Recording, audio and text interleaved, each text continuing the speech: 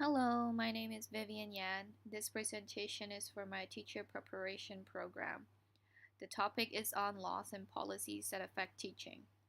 In this presentation, I'll talk about the Civil Rights Act of 1964, the Elementary and Secondary Education Act of 1965, Every Student Succeeds Act, Education for All, and Global Partnership Education.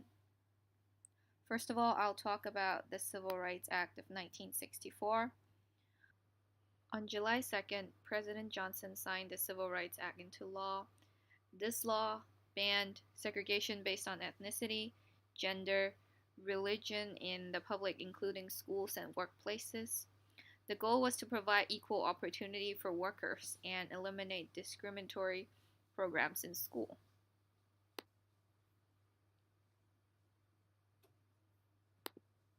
How does the Civil Rights Act affect you and me? Well, first of all, under the Civil Rights Act, students are able to be in a culturally diverse classroom with people who come from all around the world. Also, this law led to removed barrier to education access. Teachers can now reach to a wider student group and provide international perspective in activities taught. More students can be educated and empowered, which means that they can go on and choose their own career in the future. Next, I want to talk about the Elementary and Secondary Education Act of 1965. On April 9, 1965, the most important education bill was enacted as part of President Johnson's War on Poverty, known as the Elementary and Secondary Education Act.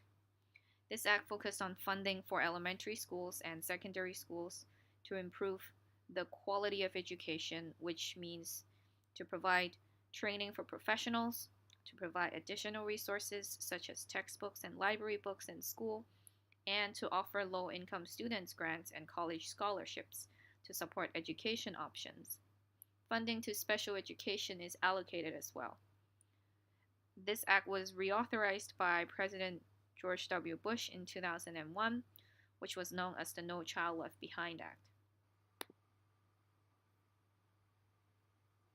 On December 10, 2015, the ESSA replaced NCLB because NCLB was too critical and difficult to implement. However, ESSA was more realistic, it sets higher standards, and it better prepares students for college and career. It is also more focused on state developed interventions and funding for lowest performing schools. Let's explore how does ESSA affect you and me. Well, first of all, it empowers states and it allows each state to develop its own standards, its evaluation of teachers, and adopting changes on state level. Without focusing only on teaching for a test-based system, teachers can plan and execute lessons to help students to be better prepared for real-life situations. Parents and students can be more involved in discussions and decision-making processes as well. For the next part, I want to talk about international policies and movements. Education for All is a program by United Nations Educational, Scientific, and Cultural Organization.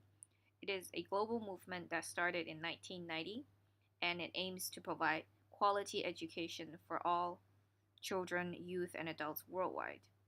Some of the key players in the program involves UNESCO, UNDP, UNFDA, UNICEF, and the World Bank.